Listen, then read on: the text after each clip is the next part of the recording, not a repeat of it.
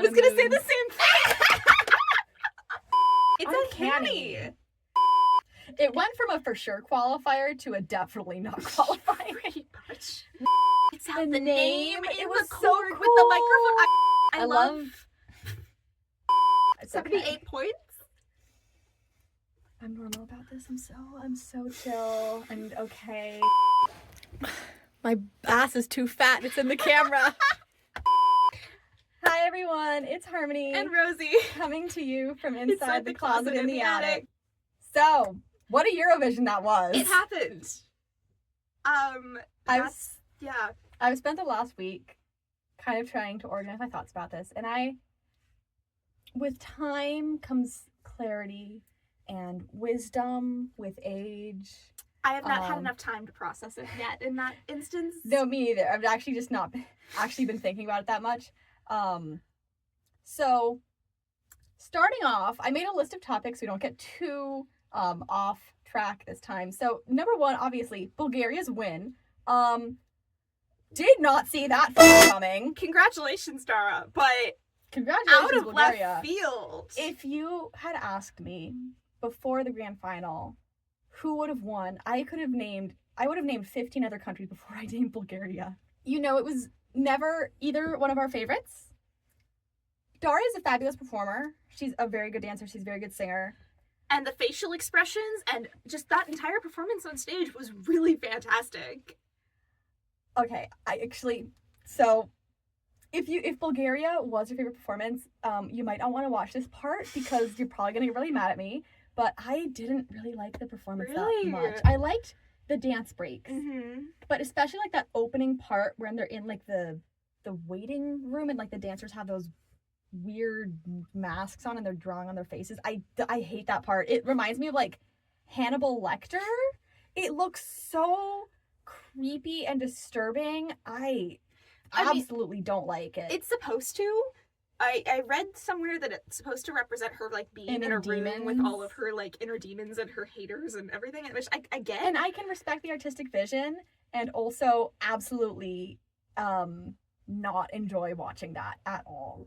I'm intrigued that that's the artistic direction that they went in, considering it's completely different from like the national final performance, the music video, all of the pre-party performances. I really thought they were going to go in a more cool diva sunglasses direction, and I did like that direction. Like, for me personally, the staging in Eurovision was kind of a downgrade, even though again I respect creativity, the artistic choices, but I really thought they were going to go in a different direction, and I personally would have preferred that direction, even if it made it a little bit more standard of a performance for, like, you know, a girly bop dance song. Yeah. But I really like the choreography in, especially mainly the last dance break. I think I have a very different take on this than you do. If anyone watched our reactions to the rehearsals, you know how much I hate this song. The chorus of the song specifically, I find to be the most annoying thing we had on stage this year. It's not something I enjoy. It's very repetitive and it's kind of just a little bit grating to me. But I really enjoyed the stage performance. I think that it elevated the song a lot for me. And it definitely was so much that it distracted me from how repetitive the song was. Which, like, is objectively a good thing for someone who really despised the song that much. Would this even be anywhere near my top 20 still? Maybe in like 15 to 20. Maybe. I don't know. It's definitely still not my favorite thing, but the staging definitely helped me forget how annoying the song was to me. And I did find the live vocal version of it to be a little bit less repetitive for me, because every time she says banga banga, she says it a little bit differently when it's live, and it's not the same audio bit repeated over and over and over again like it sounds like it is in the studio version of it. So at least it added a little bit of variety, which I appreciated. Yeah. So yeah, still don't love it, but like I can see how it won, and I can see the like thought process behind a lot of it. I was very surprised when it won the juries. Yeah, that was a shock. I mean, okay, the jury votes this year were a lot more spread out to begin with, but the fact that she won the juries was really shocking to me because, okay, and I've been watching a lot of videos to try and understand this because, like, especially the 24 hours afterwards, I was just baffled completely. I, like, absolutely did not understand how it won, and it felt like I was in a parallel universe, like a parody universe, where Bulgaria won, because that would never happen in real life.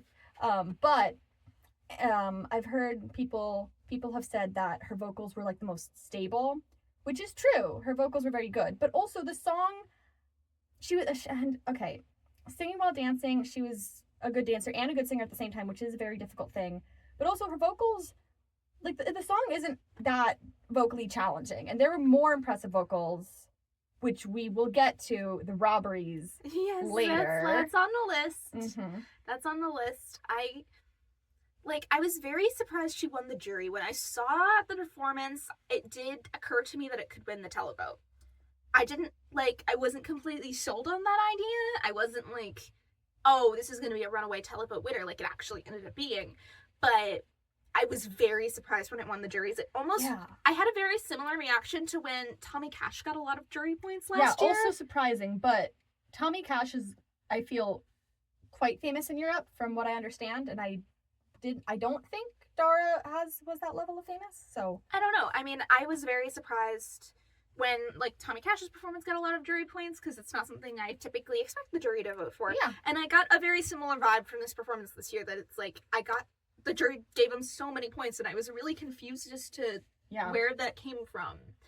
And I can kind of see it in retrospective, but I still don't completely understand it. I would very much love to see the breakdown by, like, jury members and demographics, because the fact that they had all the juries were required to have at least 2 members under the 18 to 25, I feel like if they didn't have that, we would have a very different result. Probably. I feel like the younger members probably would have been liked Bangaranga more, because it feels like it is that demographic would enjoy it more. Yeah. So I really do wonder what.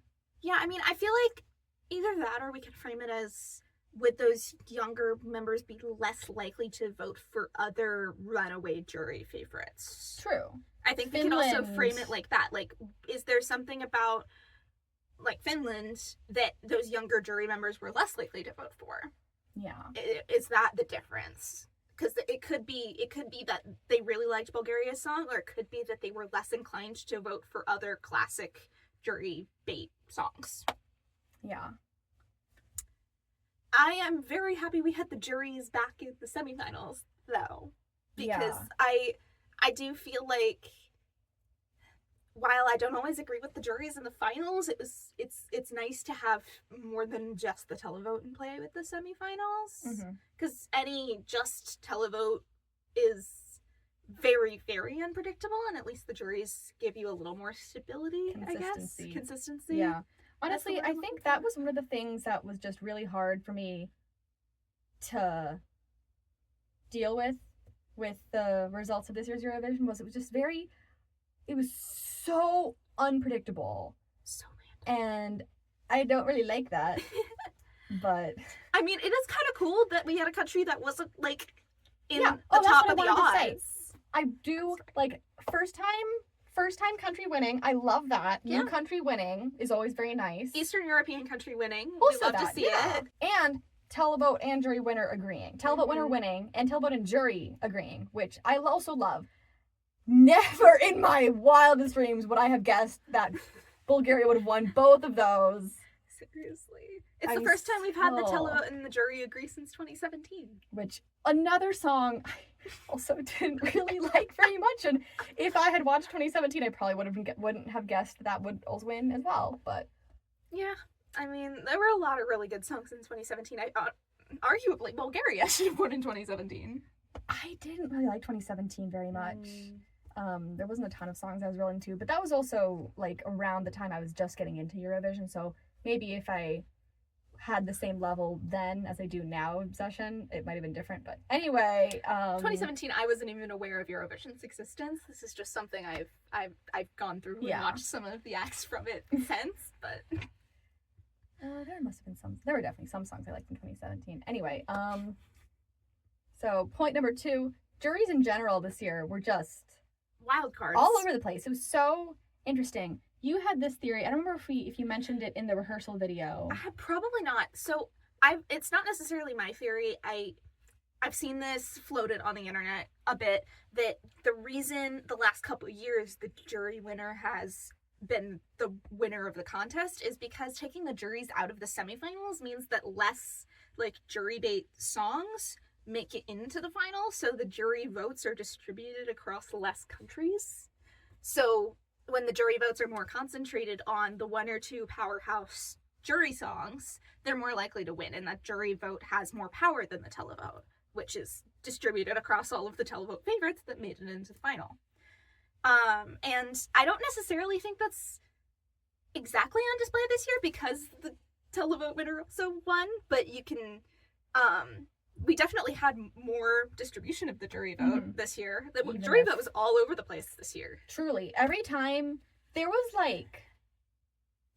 previous years, Austria, Switzerland, Lorraine, the winners got I don't know, so many 12 points. Yeah. It was every other country. 8, a lot of the 12 points kept going to one country or 2 countries. Yeah, and they had over 300 jury votes. I mean, Lorraine had a crazy number of jury votes because it was all concentrated on one song, partially because it's Lorraine. And then this year, Bulgaria only got 4 12s, which is shockingly few. And then there was a lot more countries in total that got 12 points, including Poland. Poland got a couple, which I think was deserved. Yeah. I don't really like it when the juries, or honestly televote also, pretty much are so concentrated on 1 or 2 or 3 countries. I think it's much more interesting when there's a wide spread, and I think it's more interesting when there's less of a difference between the top songs, which doesn't apply this year because a new record was set. Holy crap! There were only 2 countries that had televote points in the 200 range. And Bulgaria broke 300 with the televote. Also, I think it's a new record for the biggest difference between second and first place. I think so. I don't know for sure, but I'm pretty sure. Circling back around to Bulgaria winning. I'm just so bad. Not only did Bulgaria win, but they won with such an overwhelming number of points. Massive televote points, massive jury points. Now new record set, and it's crazy to me that was the song that set those records. Anyway, so jury points all over the place, televote points a little bit more predictable, but still and getting to those robberies. We have a list. Finland getting less than 200 points from the televote. Finland coming not in the top 5. What? Not even. No, they didn't. Denmark did better than Finland in the juries, which I'm shocked by, but also happy by because I love Denmark. I know. He was our favorite. He was done so dirty by the televote. Oh my god. 78 points for the freaking televote? What the heck? Okay, we don't agree on winners a lot. So the fact that we had the same winner this year means that we're a little bit inseparable now. Sarah, I'm so sorry they did you so dirty. And here's the thing is I think the staging was better in Melody Grand Prix. It was a smaller stage, so they had less space to take up. It felt more concentrated. The lighting, I think, was better. It was darker and moodier. And the camera angles, I think this is really the center. In Eurovision, they weren't as good. They were too wide angles, so you couldn't see the dancing, or too close up, so you couldn't see the dancing.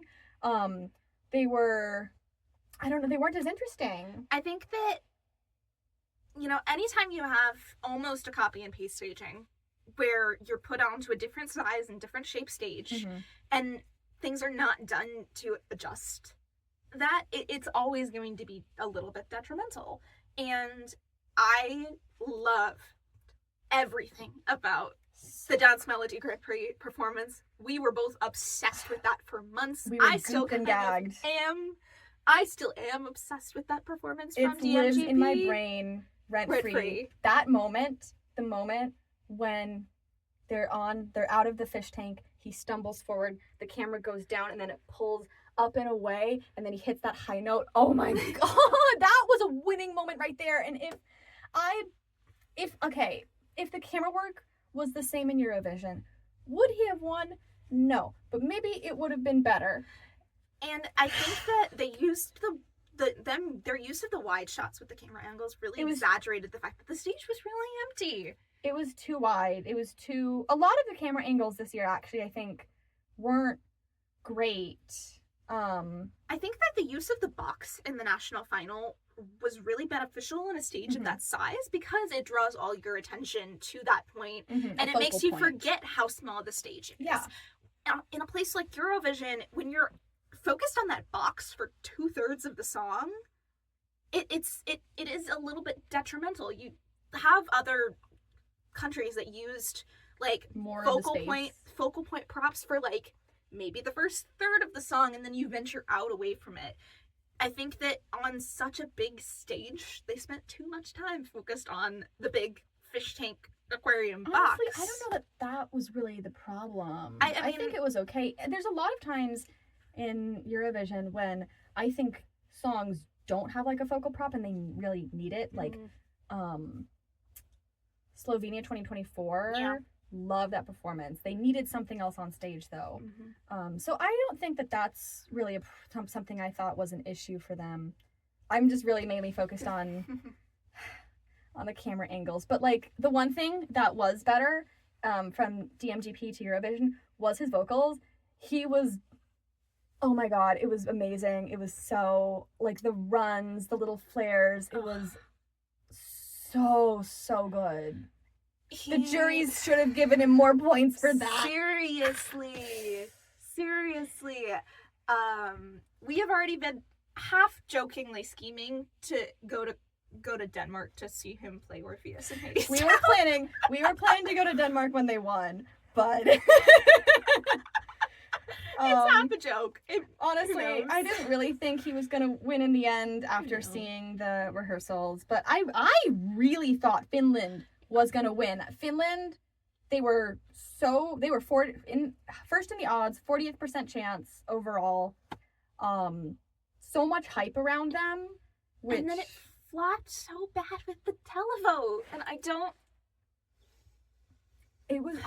honestly, it grew on me over the course of Eurovision week, because like Denmark, the staging was basically identical to UMQ, but like I think the performance was a little bit better. Petta's voice was a bit better. He was really going for it on stage, like emotionally 10 out of 10. I love to see a man in agony.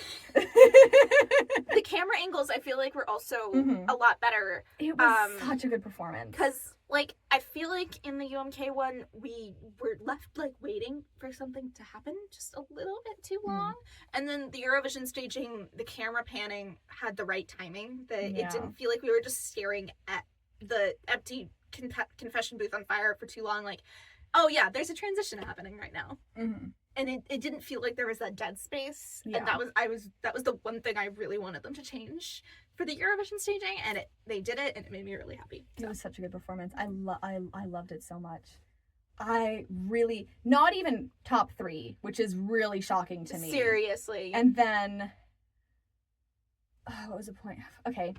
Finland has been doing so well in Eurovision, like, these last 5-6 years. They are coming for that crown. A win is coming for them. It's coming soon. I thought this would be that year. But, Linda was allowed to play the violin live on stage. I think they thought Finland was going to win, considering in, like, the interval act, they had Erica and Lordi. Seriously. Like, I think they thought Finland was gonna win. But Yeah. and then also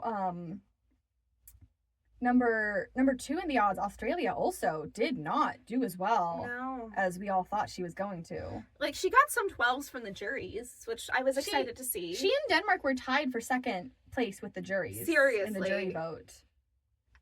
To be trumped out by Bulgaria, which I still just quite don't understand. Yeah, it happened.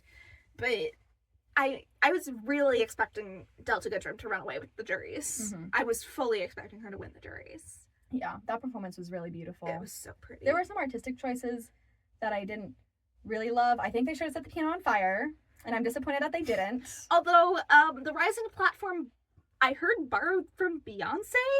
Huh. I can believe that. This might be an internet rumor. I don't know. But it would be really funny if it was true. Mm-hmm. Sure. Like, they pulled out all the stops for this, and I'm really, really sad that she didn't do better. I knew the televote wasn't gonna reward her much, partially because, like, it is a very jury-heavy song, and partially because it's Australia. Yeah, they don't have a lot of allies in Eurovision voting, unfortunately. Yeah. Also, who were robbed, with the juries mainly, I think Czechia and Ukraine, with those vocals, should have done way better. Yeah. Like, and like, I think Czechia had the absolute best voice out of everyone there. No competition. Like, there are other amazing singers, of course. I cannot wait to see what he does in the future. Mm-hmm. Holy but like, crap. Here's the thing: is his voice was so strong and clean and clear, and he was doing these runs so perfectly. And it's like, just, how did that not get rewarded more? It was, I could listen to him sing anything all day. It was beautiful, and the staging was really creative, and like, they could have done a little bit more with it, I think, but it was really cool. It was really interesting. I think they really should have done better with the juries, honestly, with the televote too, but that makes sense because it's not really a televote friendly song. And then also Ukraine, she held that note for so long. Her voice is beautiful, and honestly, I'm surprised Ukraine didn't do better in the televote, considering it's Ukraine. Yeah. And like, yes, in the semifinal she had that voice crack, but she nailed it in the final. Mm-hmm. And I think from the videos I saw, she nailed it in the jury show. Yeah. So, what gives? What gives? Jury results this year were just all over the place. So they kept, like, a new country kept getting 12 points, and I was like pacing around, just like, this is so interesting. Like, what is happening? I didn't scream too much while watching it, except for when they were giving out those last few televote points. When Denmark... I'm cool. I'm so cool about this. It's 78 points. I'm normal about this. I'm so chill and okay with these results. Okay, what else? Non-qualifiers. I was so shocked in the second semifinal because I thought for sure that Armenia was like 100% going to qualify. And they came 13th. They not even close to qualifying with the juries or televote in their semifinal. And Cyprus did, which I love that song. And Tiffany, girl, I know you can do better. And she did do better in the grand final, but like that vocal performance, she was so breathy. It was honestly distracting. I couldn't even pay attention to how good the staging was. Because every time she sang, I was like, oh, girl. It'd be one thing if it was at the end, but she started out of breath. It was like, the first note, she was out of breath. I'm like... It was so painful. And that qualified over, like, in that bloodbath of a semifinal. Mm. And over a lot of other songs. I do believe it came 10th. Right? It was close. I don't remember. Actually, let me look it up. Because it was low. It was lower. And I don't understand. Don't understand. Every year there are some results and I'm just like, what? What? Huh? Excuse me? 2. Yeah, she was 10th place overall, so it was a close qualification. But Armenia, I really just can't understand because they always kill it with the staging. He had amazing energy. I thought the staging was really cool and It creative. was so fun. I liked the song. His voice was like the singing. It's not an exceptional song vocally, but his voice was stable. It was good, and again, his energy. 10 out of 10. Fantastic. Seriously. The dance, like, it was so good, and I don't understand why I didn't get more points, except for the fact that it didn't really have a lot of geopolitical allies. I mean, when Armenia and Azerbaijan are in the same semifinal, that's 24 points they can't get. So Yeah. Either way, it doesn't really go well. It was so good though. Well, I did enjoy Armenia's. My two that I absolutely loved. I was hoping at least one of them would sneak through to the final, were Switzerland and Luxembourg. I wasn't as surprised about those, but those were also two performances that I really, really liked. Like Switzerland, I loved the use of all the chords and everything. Very on cool stage. concept. It reminds me of one of my favorite color guard shows I've ever seen, which is part of the reason I'm like obsessed with the use of the red strings. At the end of it, when she writes out the name in it was the so chord cool. with the microphone, I really wish we got to see it in the final. I really like that first part in the that in the early part of the song where it looks like she's walking on a tightrope. Yeah, it was so good. It's so like. I mean, I know I like the song a lot more than you like the song. Yeah, but I like the concept of the song, and I love Veronica Fusaro's performance. And I love her So voice. Good. Like, I was really hoping we would get to see that in the final. And then Mother Nature, that was so pretty. So the use of lights on stage, that is how you do like a lower maintenance performance. She was like a fairy princess. Like, seriously, just the energy of like running barefoot through the forest with all of the pretty lights and the flowers with the violin and like she had one prop and her violin and that was all she needed, and then the lights in the background made the story, and it was really pretty. It was so wholesome and so pretty, and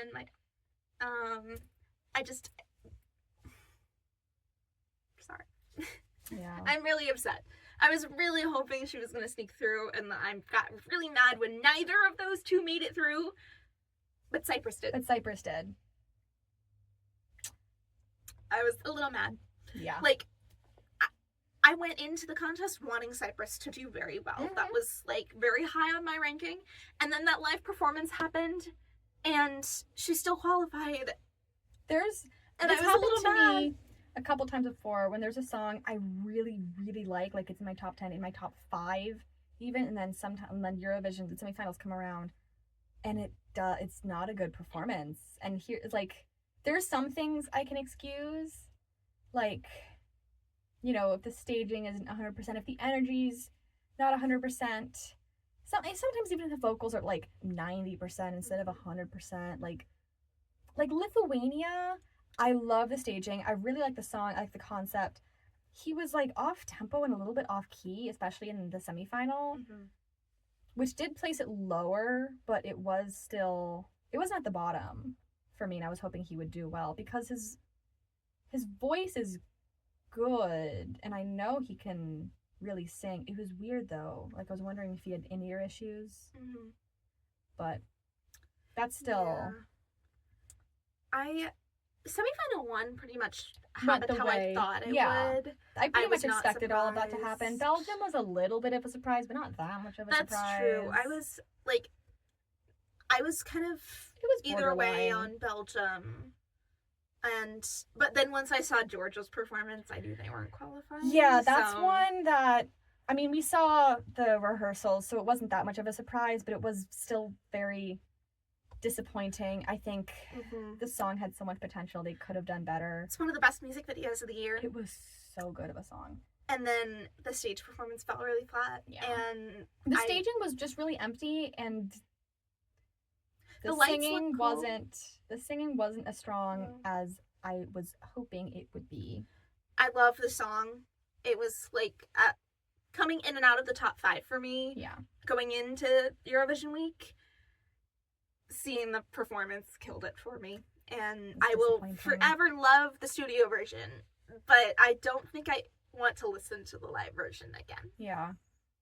But as soon as I saw that, I knew they weren't qualifying, and I was pretty confident that someone It went from a for sure qualifier to a definitely not qualifier. Pretty much.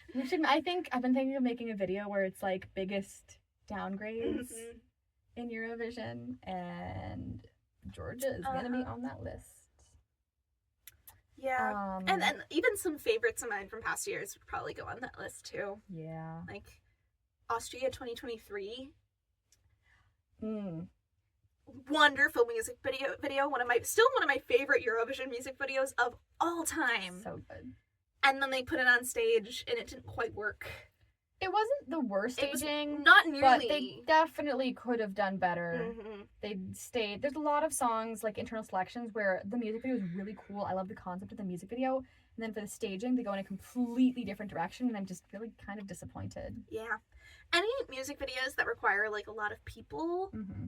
and then you can't do that on stage. Yeah. It makes it really hard. Like, that Georgia this year had that issue that, like, the music video looked really cool because it was this big crowd doing this dance. Mm-hmm.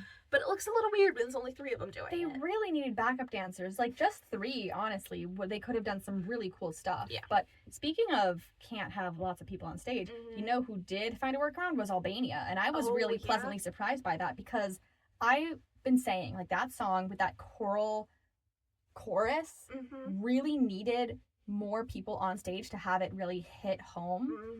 And then they put them on the screen. They had them on the screen. It was so good. It looked really cool. And they had the woman, the mom. I don't know if it was his actual. I don't think it's his actual mom. I think it's an actor. Okay. They had, like, the mom come on stage, and it was. I cried. It was so beautiful. Seriously. And she took off his glasses. And I've been saying this whole time he needed to take off his sunglasses to have an emotional connection with the audience, because that's really important in songs like that. And then they did, and it was so And they had her take off the sunglasses. And the look that he gives her. I'm crying now, actually. It's just, Me too. I love that song. It's beautiful. And the performance, the staging wasn't a 10 out of 10 for me, but it was a massive improvement over what I feared they would. Honestly, it was a massive improvement over Festivali Kangas. And it was really, really beautiful. Yeah, it was pretty, and it was very emotional, and we watched that with some of our friends that know nothing about Eurovision, and they were really confused why we were freaking out. So pretty. I love that song. Yeah. Oh my gosh. Romania robbed by the juries. Where did Romania place in the juries? It was the right side of the scoreboard. Yeah, Romania was maybe 15th or 16th in the juries. Is that right? No, not even there. No, in the juries, Romania came 13th. Okay. Which, honestly, okay. A lot of the songs high in the jury vote, I think, do deserve high jury points. Romania was really, really good. They 10 out of 10 stage, one of the best stagings. Seriously. This year. So cool. Best camera angles. That 100%. Like, in her face. When she's like staring it down. So good. Oh my god. That was, like, honestly one of the biggest globes for me, because I really wasn't a fan of the song in Selecția Națională. I didn't really love. I just didn't really like the song. There were other songs in that national final that I liked a lot more. Her first energy was always really good, and the staging was, like, okay in the national final, but, like, the glow up is absolutely, like, massive improvement. The staging with the electric light. Oh my gosh. So cool of a concept. Yeah. Oh my god. My complaint with the juries is, like, that is such a difficult song to sing and sing well, and she sounded great. Yeah. And really did not do that well with the juries, and I was very surprised, because that is a technically difficult song. Yeah. And it really didn't get a lot of reward. I'm glad the televote gave her supported her due. it. Yeah, because, absolutely. Oh my gosh, that was a very well executed performance, and the juries did not recognize it. Yeah, because I was so intrigued, let's say, by the jury results this year, I actually re-looked up again, because I keep forgetting what the jury criteria are, and the criteria is good vocal performance, not they don't necessarily need to take into account how difficult it is. So maybe there's more details, but on the Eurovision website, it says is like, you know, vocal performance is something that they need to take into account.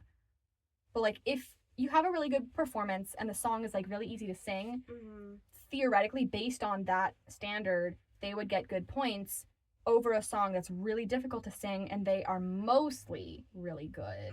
Or I don't know, it's probably more up to interpretation, obviously, I'm sure. I'm always so curious, like, who's on the jury and how they decide to vote. It's yeah. I think they're getting better with the juries. I think having more young people is good. More diverse people from various parts of the music industry is good. Yeah. But I think there's still improvement we can do over like jury transparency and criteria, because like, again, Czechia, Ukraine also really should have gotten more points for that vocal performance. Yeah. But also, one thing I also do want to talk about is how Italy keeps doing so well with, and I'm so sorry Italians, kind of mid-songs. Like, I liked the performance. I thought the staging was really cool and creative. The song I enjoy. I don't actively listen to it. It's fun. But compared to a lot of the other songs in there, like in the juries, how did this Italy got 6th, which is still actually like it's low for them. It's low for them, but still. And then like in the jury's intel vote, honestly, I don't know. Maybe there's just a lot of people that are fans of it, like, and also like this year actually, personally for me, is like Italy's best song since Måneskin, which my winner, love them, my favorite Eurovision winner, I think of all time, actually. But like, and then 2022 they had Brividi, which I hated. I don't think their singing was not good, and they did so well. And then 2023, Due Vite. Due Vite. That was Due Vite. That was Marco Mengoni, which I like the song. I actually prefer the version that's that's like partially in Italian and partially in French more. I really like that version of the song. I enjoyed the song. I don't get how it came fourth. Yeah. Over my favorite song of all time. And I'm still mad about that. Queen of Kings. But like that one is technically good. That's a beautiful song. And the staging was good, but the song I think was just boring. Yeah. But that's more of a me thing. Yeah. And then 2024, Angelina Mango. I really liked Angelina Mango. I think also that's one probably of the better ones. I think that's my favorite Italian entry since Måneskin. I liked Angelina Mango more than I like Sal Da Vinci this year. Yeah. Her voice was really, really good. I am also not a big fan of the song. And the staging was pretty, but I think it was kind of a little bit messy. I don't know. I wouldn't have thought it would fit with the song. And then last year, Lucio Corsi, like, again, not a bad performance. I just don't understand how it did that well. So, you know, if... Yeah, I have a lot of questions. I don't... There's a lot of instances where if the song was sent by any other country, right, would it actually place in the top 10? And I don't believe so. No. And that's nothing, like... I like the song this year. It's enjoyable. But why did it do as well as it did? His singing wasn't very good. His energy was good. His singing was...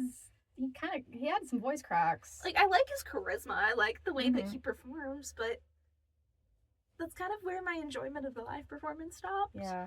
They just consistently do so well, and I usually don't really like the performances. So, I don't know how this keeps happening. It's Italy. It's Italy. I mean, and the thing is, it's Italy. And people often say the same thing about Sweden. Speaking of which, I was trying to make a segue there. And yeah. We were talking a little bit about getting juries back in the semifinals earlier. Which saved Sweden's butt this year. It's shocking to me when I went to look up the detailed semifinal results And to see that if the juries hadn't been there, Sweden wouldn't have qualified is absolutely insane. And then she did so poorly in the grand final, Mhm. which Their is worst not result- deserved. Their worst result in almost 20 years. Like, okay, to be fair, I think she should have done better. The lasers are really cool. The staging's really cool. It has grown down on me since Melfest. And I think part of that is the downgrade to the staging. They have fewer people on stage. Mm-hmm. They just can't do as much, like, you know, technically. Yeah. But also, her singing wasn't great. Like, it was okay. Yeah. And I think her energy on stage also felt weaker from Melfest. But it was still... I really enjoy the song. I really enjoy the performance. I do agree that the staging is a downgrade, but that usually happens from Melfest. Yeah. Like, Melfest is just such a superior national final that, like, that usually happens. But I don't understand how she did so poorly, especially with the public in the semifinal, and then with both the public and the jury in the final. It's really shocking considering, like, Sweden is a Eurovision like a powerhouse. They've won so many times. 7. Especially recently. Like since 2000, in the last 15 years, they've won 3 times. Given that 2 of those were the same person. Yeah, also sure. That. They always place really, like, this is their worst result in almost 20 years, and it's really shocking. So I do wonder how Sweden is going to move forward with this, if they're going to make any changes or if they're going to kind of write this off as a fluke. And I'm curious to see what they're going to do next year. Yeah, I am curious if this is a fluke. I mean, the Swedish entry this year, it's really hard to compare to last year. Well, yeah, but honestly, last year was an outlier for Sweden, which I'm not complaining about. I mean, maybe this is a commentary of how the public feels about Sweden going back to basic Scandi pop. Yeah. Maybe. I mean, we'll see if this trend continues in the future. But, like, they did really well last year when they chose to do something different. And then they went back to their normal-ish formula, basic Scandi pop this year, and they really didn't do well. Yeah.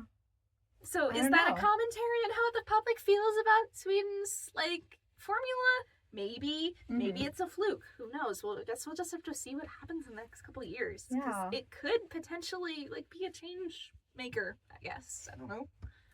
Maybe. I think, because My System was my favorite in Melfest this year. I really love the performance. That beat drop is still sick. I love that song. That studio version of that song. Yes. I think there's a lot of choices that they did for the Eurovision stage that kind of, like, again, was a bit of a downgrade. And here, like, they always do basically the same thing from Melfest to Eurovision. So it might be nice in the future to see them go in a different artistic direction, like from the national final, which they probably won't do. No, but probably not. I don't know. I mean, Melfest songs have to be so polished already that it is kind of difficult to redo an entire thing from scratch. And also, Melfest ends so late in the Eurovision season too. True. There's not a lot of time left to think of something else. But I think, yeah, I don't know. I don't remember if Felicia's energy was significantly better in the Melfest performance. But just on my impression, it did feel like she was less energetic and her vocals weren't as good in Eurovision, which to me is honestly kind of the main thing. It's hard to exactly to pin what went wrong for them. Yeah. But something did. Yeah, something Obviously did. Something did. So interesting. I don't know. I think this is the first time I've watched Eurovision. Like, so this is the first time since I started watching Eurovision that Sweden has not come on the left side of the scoreboard in the final. I mean, like, again, worst result since, I think, 2007? Yeah. This is a dark time for Swedes. Indeed. All right. Let's talk about our favorite songs we did really like. So, obviously, we've already raved about Denmark. And we'll continue Finland. We'll continue to rave about Denmark probably forever. Let me see what songs.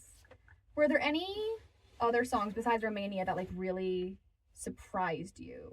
Croatia's staging.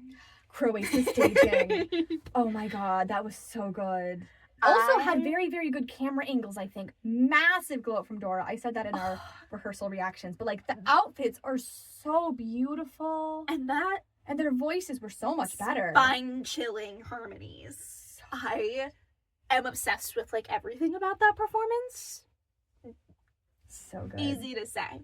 The part at the end when, like, they're cutting between the camera angles and, like, the one in white is, like, running away. Oh, my God. So good. Girl groups in Eurovision. We need more of them. Always eat down. We need more of them. Like, Lelek, Tautu Metas, Vesna, my faves, my beloveds. Seriously. I love so much. Seriously, like, they always come top 5 for me in my heart. They're so Like, good. Lilac and Tautomatus was also pretty much my second place last year, too. I could talk about the performance for so long. Bourbon Limey. Ugh. I'm obsessed. And then Vesna, I think, was my third place that year. I was a little bit disappointed they didn't go with a more colorful staging, but I really liked what they did, and it was... that's like one of my favorite Eurovision songs of all time. Seriously. I think I have it. It's in... Actually, you know what? It is my favorite Eurovision song of all time because it's in that It's video in that the we video. posted. It is in the video. Go watch our video on our favorite Eurovision songs of all time if you haven't seen it already. Because we've talked about both of our favorites. Yeah. Today already. Queen of Kings, My Sister's Sister's Crown. Crown. 2023 was such a good year. Okay, but let's keep talking about 2026. Mhm. Other songs that I really, really loved. Serbia, so good. I think also probably should have done better with the juries, considering like the vocal performance, like with the metal screaming. But metal and like big like bands and rock are always undervalued by juries, so that's not a surprise. True. But like the way each of the choruses are sung different, and it goes from like soft to stronger to screaming. I love it. I love that performance. I don't listen to the song admittedly, but like the energy on stage is impeccable. It's amazing. The build is so good. Sometimes there's songs and they're really good, but they're like kind of static energy overall. There's not a lot of change. This is, oh my God, it's my number 3, which is also in one of the videos we posted. But like, oh my God, so good. I don't really have anything else to say. I really love that performance. I think they should have done better. Yeah, I would agree with that. I think Mhm. that, okay, my silliest moment of the year goes to Greece riding a scooter down the stage. That was really funny. I watched a backstage actually, or like a audience view on how they did that Me staging, too. because when he goes up for the ballad, and when I was watching, I was like, how did he get up there so fast? The pillars that you see. Well, no, but there was a body double That's right. for like 2 seconds when the body double's like facing backwards, so you can't tell it isn't him. Uh-huh. But that staging was a little bit messy, but like in a fun way. I really liked it. And I feel like the messiness kind of It played fits the into song. it. It fits the song. Yeah. And like there's nothing about that song is like polished No. except the bridge. That's the only part that needs to be polished. The rest of that song is goofy and fun and jumpy and what it needs to be. I love that part with the different rooms and like he's going into them. It's so fun. And one of my favorite parts in watching the grand final that wasn't like the songs was the statue from Greece's staging, like posing and Mhm. like absolutely mogging in the background. It was Yep. it was really fun. Oh my goodness. What else? Moldova was also really good. I That was love that fun. song. So fun. Such a great opener in the semifinals. Seriously. And I love the little reference to I was gonna say the same thing. You want to keep going? But the reference to Aliana Moon's Eurovision performance, With the big dress. that's That's such a cute little in joke. and like, I've seen the behind the scenes of her getting into that dress so quickly, and it's really funny and it's really cute because there's one stage crew guy that just takes the microphone from her and then hands it back to her, and at every video I see, you can see her thanking the guy for handing her the Aw. microphone, and it's so wholesome. It's like she's about to sprint down the stage to keep performing, but she takes the time to thank the microphone guy. And I love Queen. it. Queen. it's so fun. It's so fun. I love it. But the massive dress. I love it. I love nods to other Eurovision songs when they work. Little Eurovision jokes. And it really worked. And that song was just... The energy on stage was amazing. Everything about it. So fun. Made me want to get up and dance. And I did. Yeah. And peak Moldova Eurovision. Mm-hmm. I missed them. Yeah. Romania and Moldova are such... When they're good at Eurovision, they're good at Eurovision. I love them. They're so fun. They bring the party. Yeah. Most of the time. Like, we didn't have Moldova last year. Mm-hmm. You know, we originally did, but then, you know, it's... Rhyme. I still think that they should have sent Bacho with Semafoare. Like, they didn't need to have a budget. Just put him on stage. He'll make his magic happen. Yeah. It would have been great. Anyway. But instead we had many It's Moldova Eurovision jokes. Which is also really funny. Which... Shout out to the Overthinking Eurovision Discord server. I was like scrolling at memes right after Eurovision before Eurovision, and when the running order was released and Denmark was first, which was a crime. Mm-hmm. I saw someone say it's hard to say this in words and not text, but I saw someone say it's server. Sover. Like S. I don't know what the letter is. I know what you mean. And that doesn't work as well as It's Moldova. It doesn't, but it was still... Oh my gosh, I'm still so sad. And even the year before, we had a very tame Moldovan Eurovision entry. Mm-hmm. And I missed the crazy, and I missed the chaos, and... There's like some Eurovision countries when they lean into their strengths, they always do well. And Moldova is a party country. Yeah. Or, like, I don't know, like for Eurovision. Overall, I can't say. Yeah. I don't know. They have a very rich culture, which is diverse and complex. But when they put on a good show at Eurovision, like, it's fun and they do really well. I love Moldovan music. In the public's hearts. And, yeah, in the wise words of Katia, it's crazy. It's party. Thank you! Should that be our sign-off? I don't know. I feel like we're just kind of talking around in circles at this point, but in summary, Bulgaria win. Sure. Well, Bulgaria, Romania, and Moldova returning to the contest and they all did really well. First year back. I feel like maybe I underestimated Bulgaria because they haven't been in the competition in so long. Mm-hmm. But they have done really well in the past, like 2021. Well, actually, I forgot about 2022. Ignore that. I have this, well, not a theory, but like countries who don't qualify in Eurovision, like, I think only once, maybe twice before, win the following year. And I actually think that one country that did it was Portugal. Mm-hmm. If memory serves, 2016, they didn't qualify and then they won the following year, which, like, usually doesn't happen. So I knew Australia wasn't going to win. I knew... Who else? Australia was actually the only real one. That was like up there. I knew Cyprus wasn't going to win because of that. And I feel like that pattern still mainly holds strong, even if technically last entry Bulgaria had was non-qualifier, because last year they didn't qualify, they didn't non-qualify. So I feel like it still stands strong. But like Bulgaria honestly is generally a pretty good at Eurovision. They just haven't been involved in so long. I think I kind of forgot that. Mm-hmm. I don't know. We'll see if the trend continues. I am really excited to like see the contest hosted in Eastern Europe next year. If they're able to. I'm not confident about that, but I think I have seen like the delegations say they have intent to host. I hope they do. I would love to see Eurovision in Bulgaria. Sofia 2027? Sofia 2027. Maybe. We'll see. I might go. Yeah. And I don't like Bangaranga as a song, but Dara has some other songs that I really like, including Mr. Rover, which was sold to a K-pop idol. That's right. She wrote that. I love that song. Like, so I like some of her other discography, and like obviously the Eurovision winner, has new songs to debut for the next year's Eurovision. So I can't wait to see her return performance at 2027. Yeah. Oh, we should mention JJ's interval acts. Yes! Oh my god, I love his new EP. Ugh, like in Unknown. and also I really like Back to Forgetting. I like those two songs have been on repeat for me since Saturday. But so good. Unknown, I really, really liked the live performance. I know you were obsessed with the aerialists. Yes, I do aerial silks. So I'm always so happy to see aerial performance involved in like anything, basically.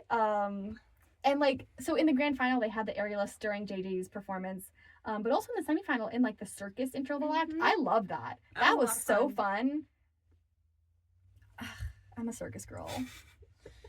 I'm always so happy to see circus performers and aerialists. Yeah. And it's definitely, it was a lot of fun, and it was an element that you don't see at Eurovision all the time, which was really cool. It made me happy. So, like... Yeah. Other Eurovision things I want to shout out is how Michael Ostrowski's shirts never ended above his belly button.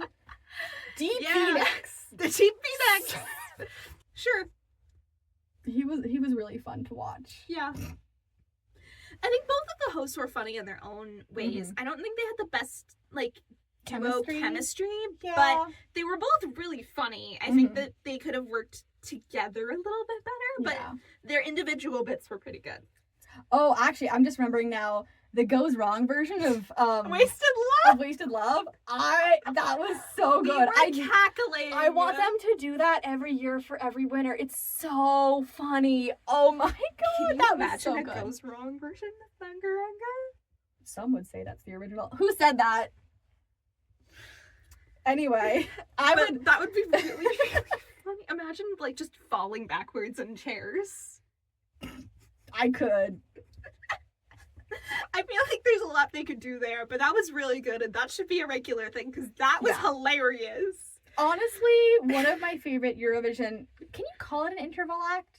Opening act. It was an opening, like non-competing act. Honestly, like since maybe Love Love Peace Peace. I was so good. Yeah. I think Made in Switzerland was funny in its own way. It was kind of kitsch. It was kitschy, and it was meant to be kitschy, and it cute. was when Petra came out. I love that. They're acknowledging the fandom's like love the of best Petra, Eurovision host of all time, because she's Petra, and that's what she is, and she knows it, and we all know it, and yeah, and I'm very sad she didn't have a cameo this year from what I saw. Oh, shout out to the big freaking kangaroo. Oh my god. From the Australia. Comparatively, I really did not like that interval act. Oh, but that kangaroo fursuit was so detailed. And then it was sitting behind Delta Goodrum in the green room. Which was really funny. It was a little creepy. That entire interval act was a little bit of a fever dream. It was something. Honestly, I think I skipped through most of it. I didn't watch that semifinal live. I just saw a video of it later, and I was a little bit terrified. Sure. Why not? Why not? Why not? It's very Eurovision. Seriously. I was just, like, it sounds like, in concept, something I would expect from the Eurovision stage. But that kangaroo, it's a little bit of a thing of nightmares.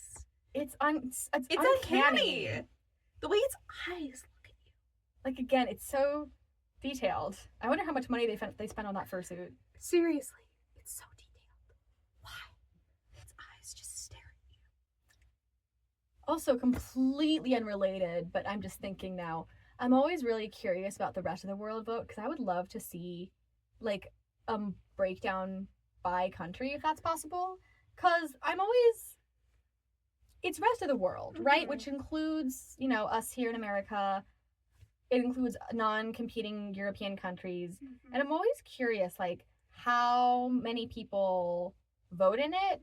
What's the majority, like, who, like, where the rest of the world vote is coming from? So I'm so excited for Eurovision Asia. Me too. I think that'll be really interesting. Or Asia Vision, I should say. Asia Vision. It's not Asia Vision. It is Eurovision technically, Asia. But it's just like it's not America Vision. It was the American Song Contest, which massively flopped. And they can't call it Asia Vision. Right, because that's already trademarked. Because it's already trademarked. I can call it Asia Vision. and I will, because Eurovision Asia just sounds a little bit weird, and I know Eurovision's like a brand, basically. It's the name recognition anyway. But all right, we're hoping to keep making some fun content over the next couple months. We're gonna be trying to figure out how stuff is gonna work next year. Yeah, when we're not moving gonna be away living from in the each same other. place. Also, I have some video ideas planned. I think we should rank the Eurovision outfits because I have some things to say. I think we both want to do that. Yes. Ranking Eurovision winners. That is also on the list. I really want to do that one. Yeah. I have some things to say. But if you have like tier lists or something you want to see. Let us know if you'd be interested in any like national final content from this year, because I still have like there's some national final songs from this year that I didn't talk about, and I really were so good. Yeah. And then some non-qualifying videos, which Armenia will be in there. Let us know what kinds of videos you'd like to see. Because we're going to be a lot more free to do stuff this summer than we were during actual Eurovision season. Mainly because I'm not in school right now. Which helps a lot. All right. I guess we still don't know how to do outros. After so many videos. Harmony and Rosie, peace out.